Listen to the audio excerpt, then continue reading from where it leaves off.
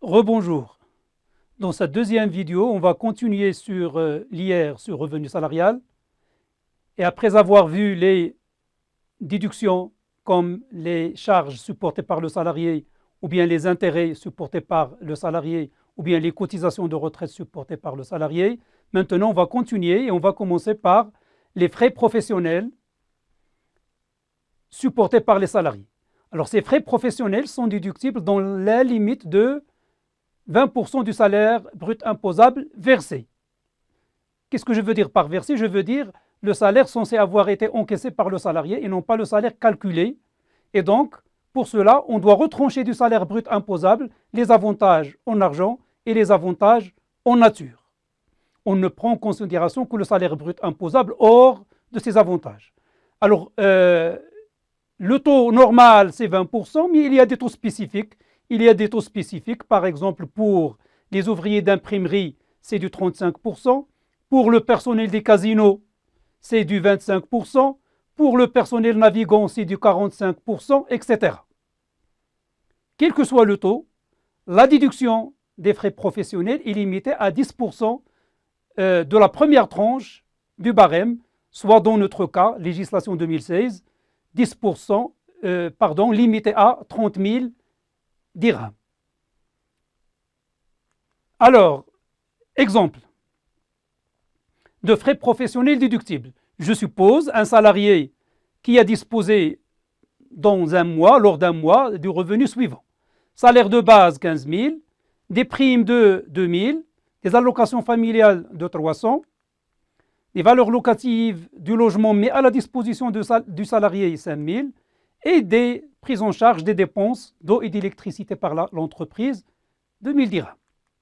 Alors, quel est le montant du salaire net imposable? Ou bien le montant des frais professionnels? Les frais professionnels sont calculés comme suit. On prend d'abord, étape 1, le salaire brut qui est l'ensemble des éléments positifs du salaire. Donc, le salaire de base, plus les diverses primes, plus l'allocation familiale, même si elle est exonérée, plus la valeur locative du logement, plus la prise en charge des dépenses d'eau et d'électricité. Donc, j'ai un total de 23 300. Le salaire brut imposable, c'est quoi? C'est le salaire brut moins les éléments exonérés. Dans notre exemple, on a un seul élément exonéré, c'est les allocations familiales de 300 dirhams. Les frais professionnels, c'est quoi? C'est le salaire brut imposable, soit 23 000 dirhams, moins les avantages en argent et en nature que le salarié n'a pas encaissé. C'est des prises en charge par l'employeur. Donc je retranche de cette base les 5 000 de la valeur locative de logement mis à la disposition du salarié et les 1 000 des prises en charge des dépenses d'eau et d'électricité. Les frais professionnels, c'est au taux de 20%, donc c'est de 3 400 dirhams. La limite des frais professionnels déductibles est donc 2 500, soit 30 000 dirhams, première tranche du barème, sur 12, puisqu'il s'agit d'un salaire mensuel, donc c'est 2 500. L'abattement forfaitaire pour les pensions. Alors, les pensions, la pension nette imposable est obtenue en déduisant de la pension brute 50% sur le montant brut annuel qui ne dépasse pas, qui est égal à 160 000 dirhams, qui est inférieur ou égal à 160 000 dirhams. Au-delà de 168 000 dirhams, j'ai le droit de déduire 40% du salaire. Et donc, c'est une déduction en cascade. La modalité d'imposition maintenant de l'IR sur salaire. Alors, l'IR sur salaire, comme vous êtes censé le savoir, c'est par voie de retenue à la source opérée par l'employeur.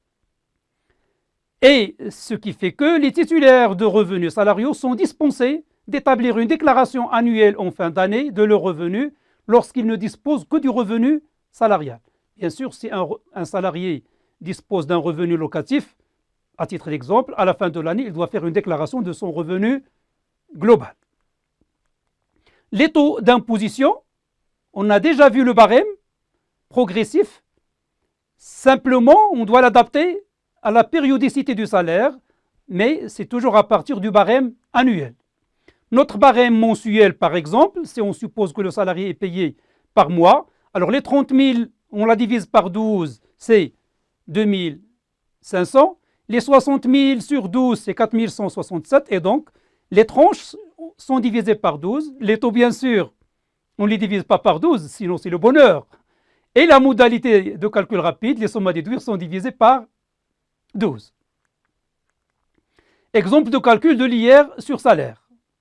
Soit un salarié qui est marié et qui a 2 enfants âgés respectivement de 5 et 8 ans et dont le bulletin de paie fait ressortir ce qui suit.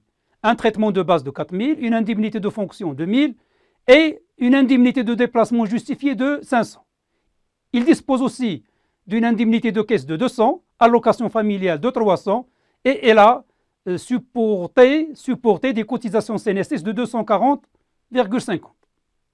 Quel est son salaire net imposable? Le salaire brut d'abord, étape 1, comme on l'a vu dans le schéma, c'est l'ensemble des éléments positifs, même s'ils sont exonérés. 4 000, plus 1 000, plus 500, plus 200, plus 300. La cotisation de CNSS, je ne l'ajoute pas parce que c'est un élément négatif, on le retranche.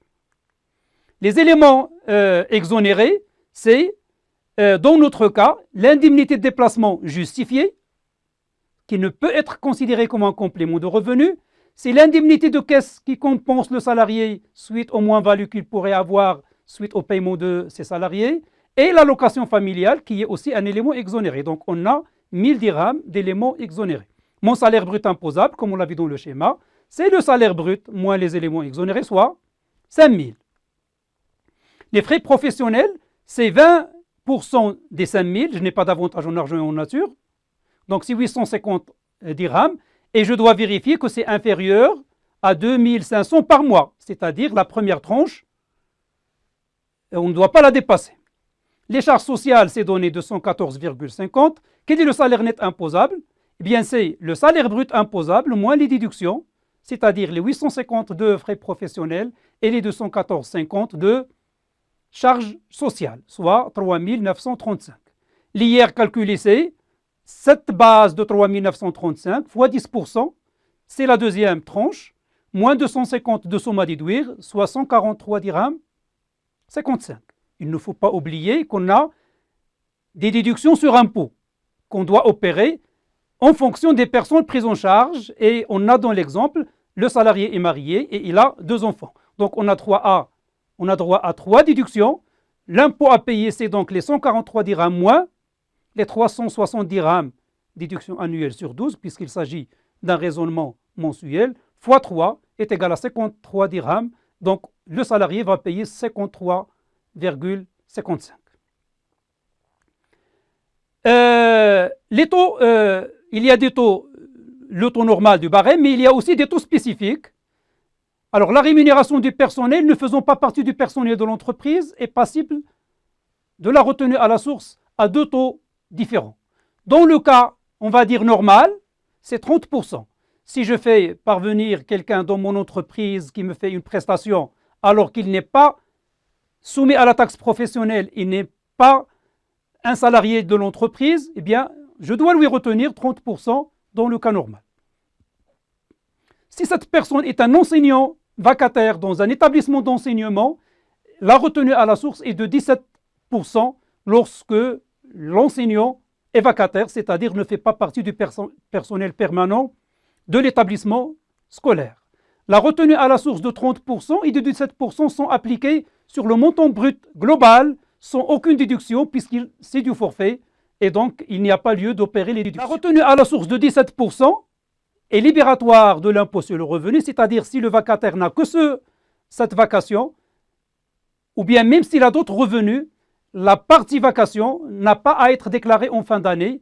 On dit que le taux de 17% est libératoire, et ce contrairement au taux de 30% dans le cas normal. Vous avez vu dans le slide non L, c'est non libératoire. Une personne à qui on retient 30% doit normalement faire une déclaration annuelle en fin d'année.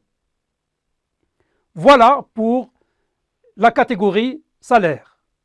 Il nous reste à voir la catégorie des revenus et profits des valeurs mobilières. C'est ce qu'on va voir dans la vidéo suivante. Merci.